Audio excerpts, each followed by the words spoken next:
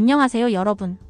건강과 다이어트에 관심 있는 분들이라면 최근 알파시클로덱스트린이라는 성분에 대해 들어보셨을 텐데요.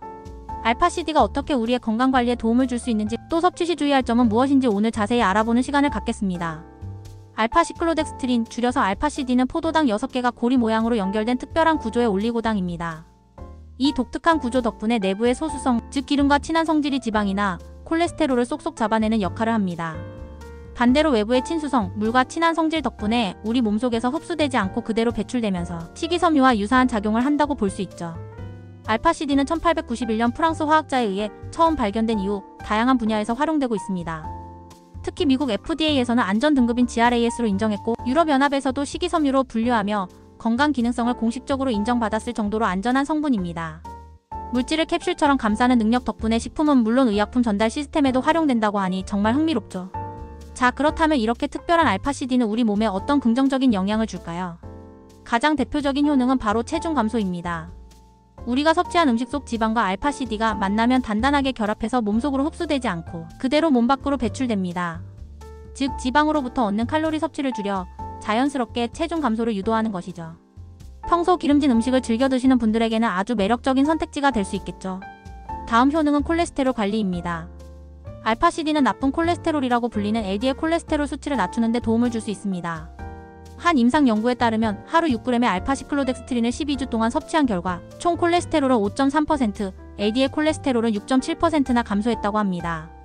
LDL 콜레스테롤은 혈관 건강의 적이라고 할 수 있으니 알파CD 섭취가 장기적인 심혈관 건강 관리에도 긍정적인 영향을 줄 수 있다는 것을 알 수 있습니다. 마지막으로 살펴볼 효능은 바로 혈당 조절입니다. 알파CD는 식사 후 혈당이 급격하게 상승하는 것을 억제하는 데 도움을 줄 수 있습니다. 특히 탄수화물 위주의 식사를 하셨을 때 그 효과를 기대할 수 있는데요. 알파CD가 식이섬유처럼 작용하여 음식물의 소화 및 흡수 속도를 늦춰주기 때문입니다. 유럽에서는 이미 고전분 식사 후 혈당 반응 감소에 대한 건강 강조 표시를 승인했을 정도라고 하니 혈당 관리가 필요하신 분들에게는 정말 유용한 성분이 아닐 수 없습니다. 이렇게 다양한 효능을 가진 알파CD, 혹시 부작용은 없을까요?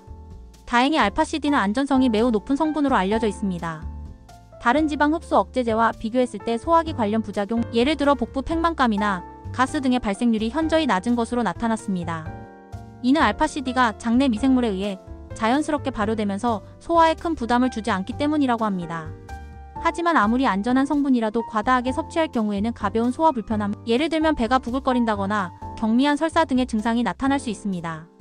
또한 개인의 체질에 따라 반응이 다를 수 있으니 처음 섭취할 때는 소량부터 시작해서 몸 상태를 꼼꼼히 확인하시는 것이 좋습니다.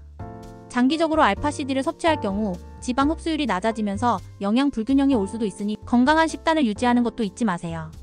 알파CD는 대부분 안전하게 섭취할 수 있지만 몇 가지 주의해야 할 점들이 있습니다.